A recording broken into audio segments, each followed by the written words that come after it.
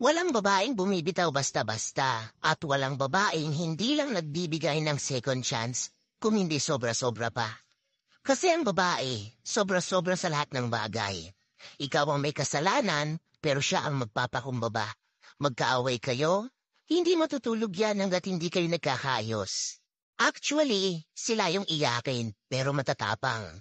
Kasi kinakaya nilang lahat. Kahit pagod na yan, ilalaban pa rin nila. Ganon sila katindi, kaya sana sa mga kalalakihan, huwag natin sila basta-bastang itapon. At sa part na ito, alam ko may mga babae na kabaligtaran na mga nasabi ko. Pero kung ang babae na ito ang meron ka ngayon, pahalagahan mo. Dahil ang babae, marami ang beses magpapakatanga. Pero once na magising naman yan, kahit lumuhod ka pa at umiyak ka pa ng dugo sa harap niya, ngingiti lang yan, makikita mo, sabay talikod sa'yo.